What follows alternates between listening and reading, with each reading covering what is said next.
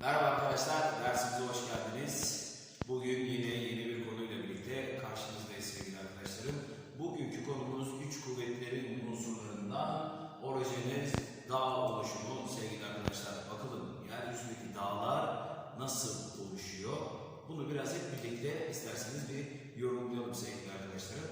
Şimdi yeryüzündeki dağlar arkadaşlar dış kuvvetlerin etkisiyle farklı yerlerdeki malzemeler, irili ufaklı malzemeler, yeryüzünde çukur alanlar yani nispeten daha çukur alanlar, okyanus tabanları olabilir, değişik bölgeler olabilir. Bu alanlarda birikecek. Daha sonra arkadaşlar levhalarımızın hareketiyle birlikte, yanal hareketiyle birlikte bunlar sıkışarak yükselecek. Şimdi iki temelde bunları inceleyeceğiz ama daha öncesinden burada bir bakalım. Yani nasıl olduğuna bir bakalım. Arkadaşlar görüyoruz okyanusu görüyoruz burada, okyanusal bölgeyi. Şimdi bu bölgeden dışarıdan arkadaşlar akarsular olsun, rüzgarlardan olsun, başka yerlerden aşındırıp getirdiği malzemeler arkadaşlar nerede biriktirecek? Bu tortulları görüyoruz arkadaşlar, siyah olan bölgemizi. Bu tortullar dışarıdan getirilen malzemenin biriktirilmesiyle oluşmuş. Nereye görüyoruz? Kıta kabuklarını görüyoruz. Kıtasal kabuklara siyah diyoruz arkadaşlar. Okyanusal kabuğumuzu görüyoruz. Okyanusal kabuğumuzu. Buna da sima ismini veriyoruz. Bakın levha hareketlerimiz yanal bir şekilde etki ediyor. Yani arkadaşlar bakın çok basit. Biriken malzemeler yanal hareketlerle yükselecek. İki şekilde bunu kıvrım ve kırık dağlar olarak inceleyebiliriz. Peki hangi durumda kırılıyor? Hangi durumda kırılıyor? Bu çok basit arkadaşlar hayatın içinde. Deneme yapın. Önünüzdeki bir kitabınızı alın. Şöyle tutun. Yanlardan baskı uygulayın. Bu kitabımız ne yapacak arkadaşlar? Kıvrılacak. Kıvrımlar oluşturacak. Peki bunu denemeyin ama sadece düşünün. Bir cam alın arkadaşlar. Yanlardan baskı uyguladığımızda ne yapacak? Kırılacak. Peki kitap ve cam temel farkları, temelde hangi farklar arkadaşlar kırılma ve kırılmaya etki eder? Sertlik derecesi. Eğer biriken bu malzeme sert bir yapıdaysa kırılarak yükselecek, yumuşak bir yapıdaysa kıvrılarak yükselecek sevgili arkadaşlarım. Peki gelin şimdi bir de kısa bir örneklerle şeye bakalım. Dünyamız var olduğundan beri kaç orojenez dalgası görmüş, kaç orojenez dalgası gerçekleşmiş. Bunları birlikte yorumlayalım arkadaşlar. Zaten bunların resimleriyle birlikte desteğiyle gelecek sevgili arkadaşlarım. Merak etmeyin. Gerçekleşen orojenez dünyanın var olduğundan beri gerçekleşen büyük orojenezlere bakıyoruz arkadaşlar şimdi. İlk kıvrım dağlar dediği zaman, bakın yeryüzündeki ilk kıvrım dağlar dediği zaman, jeolojik zaman tablosunun en altına gidin neresi? Prekambriyen arkadaşlar. Prekambriyendeki Hron kıvrımlarıyla karşılaşıyoruz. Tabi çok uzun yıllardan bahsettiğimiz için arkadaşlar bu kıvrımlar bugün işte çeşitli etkilerden dolayı aşındırılmıştır. Yani ilk oluşumdaki görüntüsünü tabii ki de veremeyecektir sevgili arkadaşlarım. Daha sonra hemen ardından nereye gidiyoruz arkadaşlar? Paleozoik'e gidiyoruz. Paleozoik'te Kaledonya ve Hersiniyen şeklinde iki tane kıvrım oluyor, orojenez oluyor görüyoruz arkadaşlar. Kaledonyen'le birlikte İskoç ve Norveç kıvrım dağları, İskoçya ve Norveç bölgesindeki kıvrım dağ sıralarında oluştuğunu görüyoruz arkadaşlar. Hersinyen'den ise Ural ve Apalaş dağlarının oluştuğunu görüyoruz. Yani arkadaşlar gördüğümüz gibi dünyanın geçmiş dönemlerinden bugüne dönemlerde belirli levha hareketlerine paralel olarak kıvrılma ve kırılmayla dağ oluşum sıralarını görüyoruz sevgili arkadaşlarım. Nihayetinde Mezozoik'e geldiğimiz zaman, Mezozoik'te başlayan bir hareketten günümüze kadar geldiğimiz zaman ise arkadaşlar bugün içinde var olduğumuz, şahit olduğumuz kıvrımların oluştuğunu görüyoruz. Bunlara bir bakalım arkadaşlar. Alp kıvrımları olarak adlandırıyoruz Mezozoik sonundan günümüze kadar gelen en genç oluşumda ne dedik? Günümüze kadar devam edecek arkadaşlar. Baktığımız zaman Alpler, zaten Alp kıvrımlarından bunu yakaladık çok iyi. Kayalık dağları, Ant dağları ve Himalayalar arkadaşlar bu kıvrımlar içinde görülüyor. Genç kıvrımların başlıcaları olarak görüyoruz sevgili arkadaşlarım. Peki şimdi isterseniz hep birlikte arkadaşlar kıvrım ve kırık dağların da özelliklerini bir inceleyelim. Daha sonra zaten konumuzu bitireceğiz sevgili arkadaşlarım. Şimdi kıvrım dağlara geldiğimiz zaman, kıvrım dağları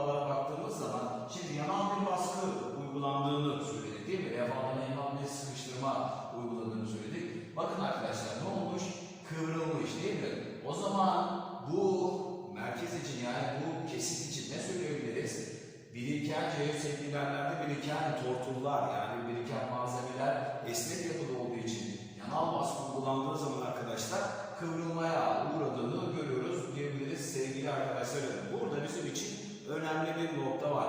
Bu kıvrılma sırasında yüksekte kalan kısmımızda, bakın yüksekte kalan, tepede kalan kısmımız, bir de çukurda kalan kısmımız var. Biz bunları arkadaşlar isimlendirmişiz. Şimdi bakacağız. Buradan notlarınızı tutabilirsiniz sevgili arkadaşlarım. Şu kadar bir not alsanız benim için yeterlidir.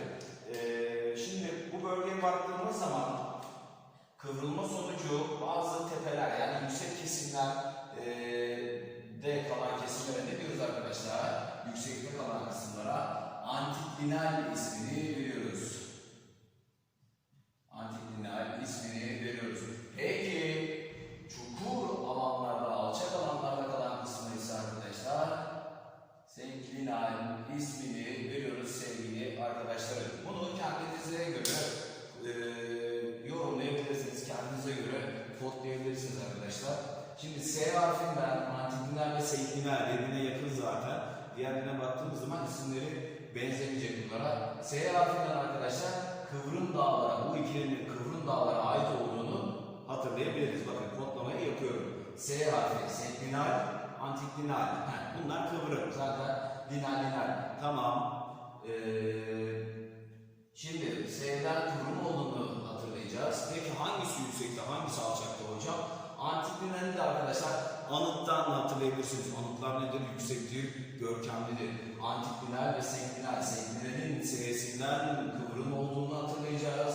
Antiklinalin anıttan yüksek kesim olduğunu, senklinalin de alçak kesim olduğunu hatırlayacağız sevgili arkadaşlar. Bu kadar basit kodlamayla gittiğimiz zaman arkadaşlar bizim için daha iyi olacak, emin olabilirsiniz. Şimdi arkadaşlar bakalım bunların yeryüzündeki örneklerine bakalım. Yeryüzündeki örneklerine bakalım. Kuzey Amerika'ya gidiyoruz arkadaşlar.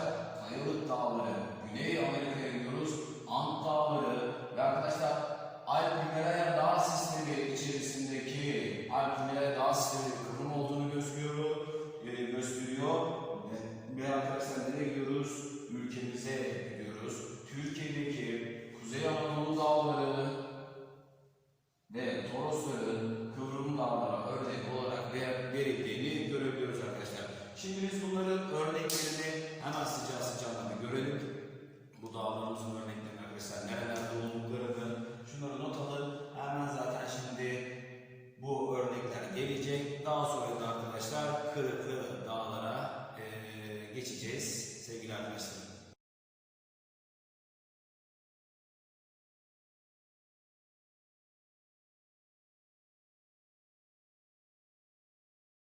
Evet arkadaşlar, kıvrım dağları hallettikten sonra sırada neye gidiyoruz? Kırıklı dağları görüyoruz sevgili arkadaşlarım. Şimdi kıvrım dağlar için ne demiştik? Biriken tortullar esnek yapıda olduğu için kıvrılacaktı. Kırıklı dağlara gördüğümüz zaman camla ilişkilendirmiştik. Sert yapıda olacaklardı. Zaman geçtikten sonra oturacaklardı. Sert bir yapıya vuracaklardı. Yan basınçlardan dolayı arkadaşlar kırılarak dikey yönde bir yükselmenin gerçekleştiğini görüyoruz arkadaşlar. Bakın şuna bakın, basıncı şu şekilde görebiliriz. Bu tabaka kırılarak arkadaşlar yükselme göstermiş. Tıpkı arkadaşlar kıvrım dağların yüksek kesimleri, alçak kesimlerine isim verdiğimiz gibi burada Kırıklı Dağların da alçak ve yüksek kesimlerine isimler vereceğiz sevgili arkadaşlarım. Şunu şöyle not almanız, sadece şu kadar not almanız benim için yeterlidir sevgili arkadaşlarım. Şimdi kırılmalar sonucu yüksekte kalan kısımlara biz ne ismi veriyoruz sevgili arkadaşlarım? Horst ismini veriyoruz. Şuraya yazalım. Horst ismini veriyoruz. Peki kırılmalar sonucu Horst yükseldi. Diğer kesimler buna göre nerede kaldı arkadaşlar? Daha alçakta kaldığı için biz bu bölgelere ne ismi veriyoruz arkadaşlar? Greven ismini veriyoruz sevgili arkadaşlarım. Şimdi dikkat ediniz